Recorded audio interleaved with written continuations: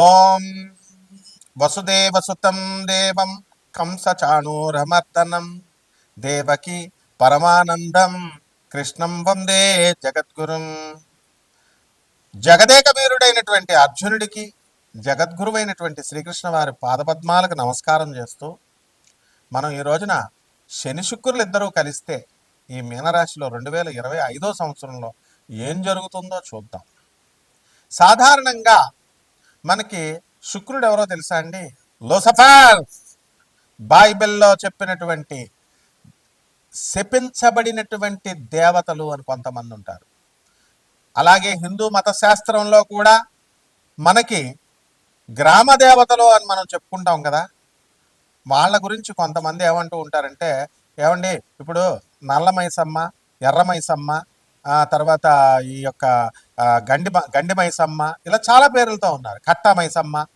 మా పంతులు గారు ఒక ఆయన ఉండేవారు. అయ్యి బాబాయ్, ఏంటి ఈ గండి మైసమ్మ, ఈ కట్ట మైసమ్మ ప్రాణాలు తీసేస్తుంది, చెరువు గట్ల మీద ఒంటరిగా వెళితే ప్రాణాలు తీసేస్తుంది అని అనేవారు. అటువంటి పోలేరమ్మనే మన వీరబ్రహ్మేంద్ర స్వాముల వారు గురుదేవులు ఆయన చుట్టకు నిప్పపడరా అంటే అక్కడ ఉన్నటువంటి ప్రజలందరూ చూస్తుండగా చుట్టకు పట్టుకొస్తుంది. దెబ్బతో దెమ్మ తిరిగిపోద్ది అక్కడ ఉన్నటువంటి జనానందరికీ. అంటే గ్రామ దేవతలను అలా అంటాం కదా. అలాగే మన బైబిల్లో కూడా వీటిలన్నిటిలో కూడా లూసిఫర్ అంటే ప్రభువు ఏం చేశాడంటే, దేవుడు ఏం చేశాడండి, ఆయన ఒక సృష్టి చేశాడు. ప్రధాన చీఫ్ పిఏ లాగా లూసిఫర్ని.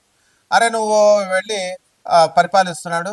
మరి ఆయన ఏమన్నాడు, వెళ్ళి నన్ను పొగడకుండా ప్రభువుని ఎందుకు పొగడటం, దేవుణ్ణి ఎందుకు పొగడటం అని చెప్పేసి ఆయన ఏం చేస్తాడు, ప్రభువును పొగడకుండా ఆయన తనను తాను పొగుడుకుంటూ ఉంటాడనమాట. అతనే అప్పుడు ప్రభు కోపం వస్తుంది. తనను పొగడమని తన్నే దేవుడిగా డిక్లేర్ చేసుకుంటాడు ఈ లూసిఫర్. అప్పుడు ప్రభు శపించి, పో నువ్వు శపించబడినటువంటి దేవతలనే వాటిల్నే ఏమంటామంటే భోగలాలస దేవతలు అంటాం. యక్షులు, కిన్నర్లు, కింపురుషులు ఇలా ఉన్నారు కదా. అలాంటి కేటగిరీలో ఈ లూసిఫర్ అనేటటువంటి వాడు సాతాన్ అంటాం.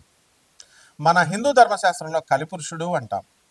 అతనే శుక్రాచార్యుడు.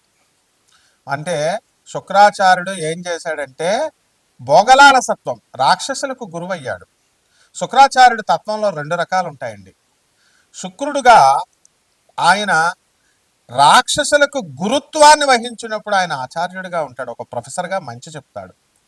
అలాగే శపించబడినప్పుడు అతను సాక్షాత్తు శ్రీ మహావిష్ణువు తన తల్లిని చంపాడు అనేటటువంటి అక్కస్సుతో శ్రీ మహావిష్ణువు మీద ద్వేషంతో భక్తి మార్గంలో ఉన్నటువంటి వాళ్ళందరినీ కూడా భోగలాలసత్వం వైపు లాగేస్తాడు.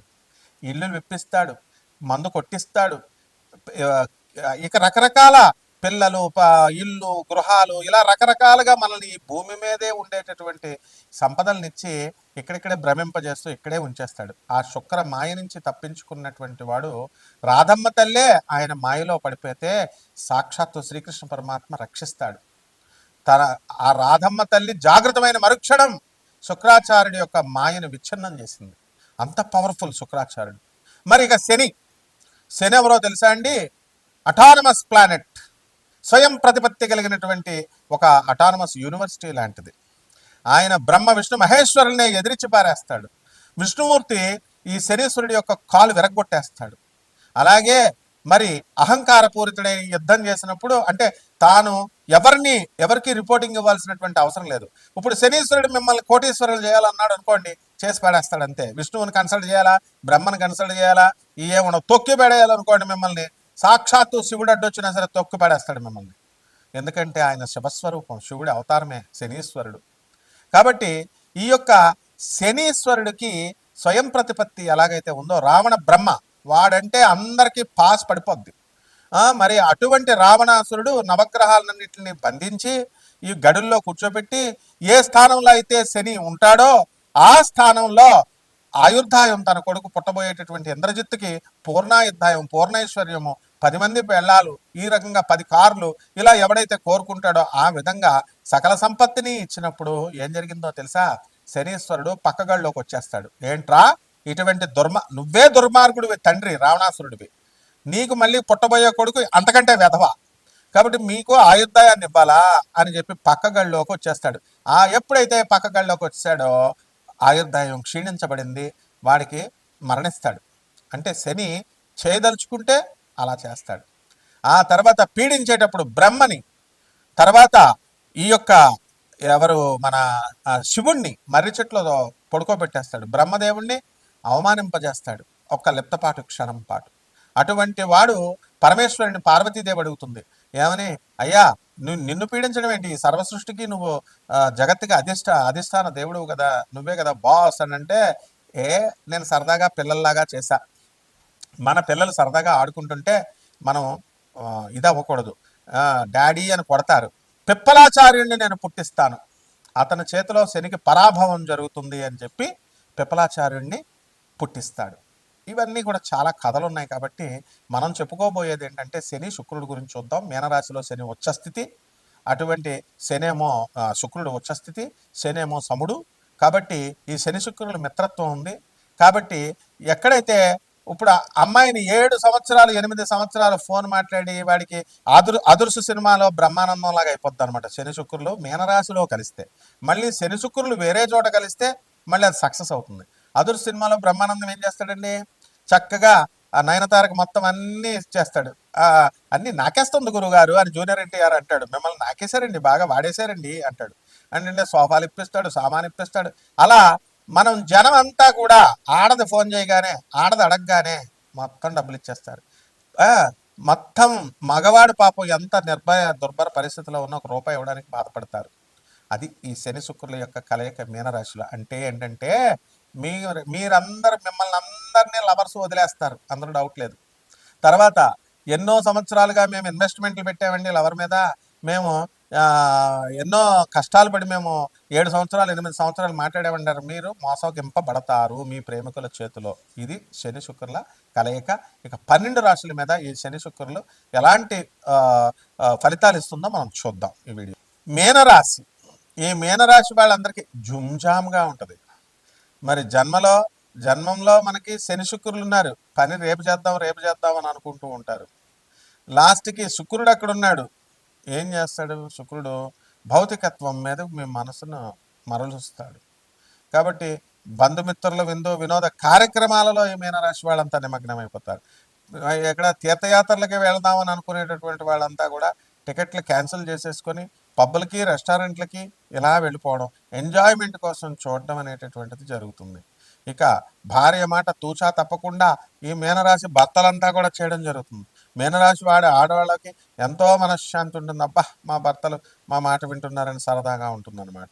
అలాగే అప్పులు రానటువంటి వాళ్ళందరికీ కూడా అప్పులు తెగొచ్చేస్తాయి. స్థలాలు లేనటువంటి వాళ్ళు స్థలాలు, చంద్రబాబు నాయుడు మరి అక్కడ అమరావతిలో స్థలం రేట్లు పెరిగిపోతాయని తెగ కొనేశారు.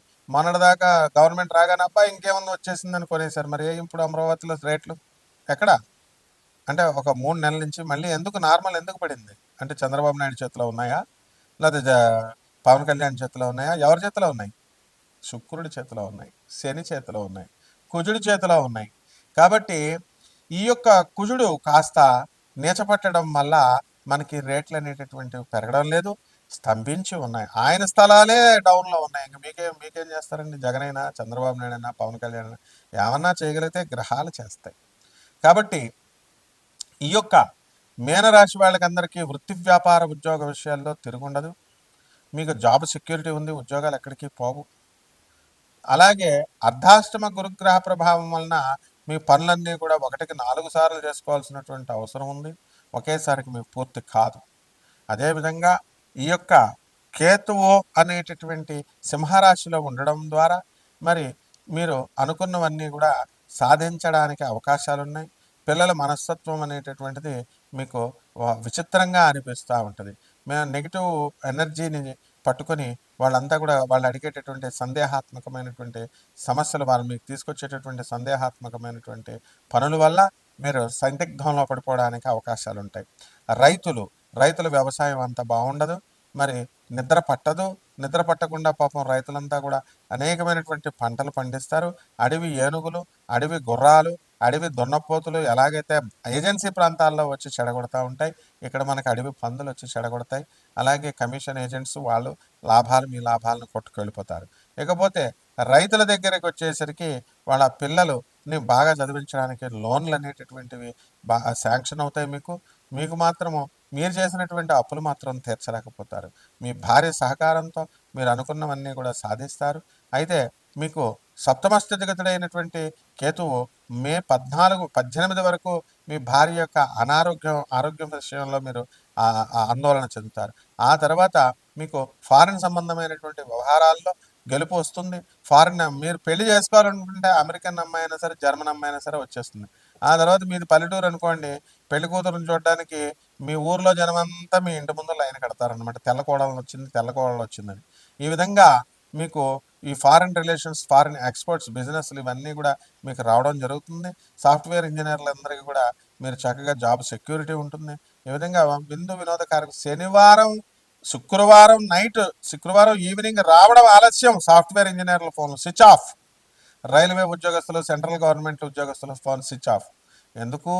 మీనరాశి వాళ్ళంతా కూడా పార్టీలు. శనివారం ఎత్తాల్సిన అవసరం లేదు, ఆదివారం ఎత్తాల్సిన అవసరం లేదు, మళ్ళీ సోమవారం మోగుతాయి. ఆ విధంగా అంత ఎంజాయ్మెంట్ ఈ మీనరాశి వాళ్ళందరూ కూడా చేయడం అనేటటువంటిది జరుగుతాయి.